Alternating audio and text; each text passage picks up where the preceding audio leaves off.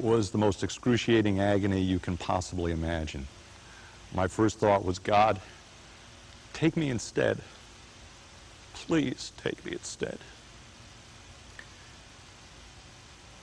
I don't want to live without him anyway. It's a parent's worst nightmare, heartbreaking news of the death of a child. I love you.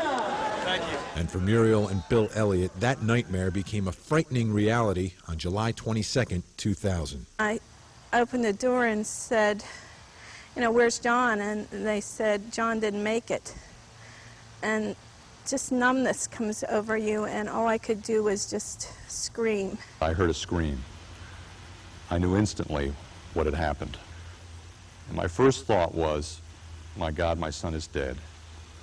And my second thought was, how can we possibly live without John? But the Elliots were left with no other choice. They had to learn how to live without their only son, a 22-year-old recent Naval Academy graduate who lost his life when his car was struck by a drunk driver. I do remember the headlights coming toward us. I remember hearing the two cars collide together, and I do remember the airbag coming toward me, and then after that, I was out. The Elliots have channeled their grief into activism and are dedicating much of their lives to the cause of preventing future drunk driving tragedies. Bill Elliott says he's keeping a sacred promise he made to John. I looked into his eyes one more time, and I kissed his forehead, and I promised that we will do everything we can to make sure that what happened to you will never happen to anyone else ever. Just a few weeks after John Elliott's death, his grieving family approached New Jersey legislators about sponsoring a bill to toughen drunk driving laws. The new legislation is the first of its kind in this country.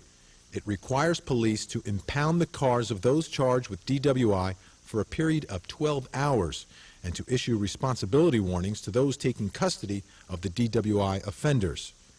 In August of 2001, John's Law, named for John Elliott, went into effect in New Jersey. It was a very bittersweet day. We couldn't have been prouder.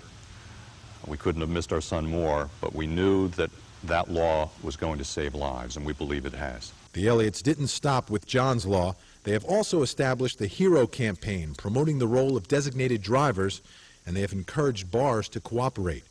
They also have a website and even fly banners over local beaches. John Elliott's sister recorded public service announcements promoting the cause. I'm Jennifer Elliott, and I lost my brother to a drunk driver. He was more than a brother, he was my best friend. John was so full of life and so happy to be alive. The Elliott family knows all their hard work won't bring John back, but they hope their dedication will prevent others from suffering the tragedy they've endured. We will keep the promise we made to him when we said our final goodbye. That promise is that we will do everything in our power to make sure that there is no more drunk driving in America from this day forward.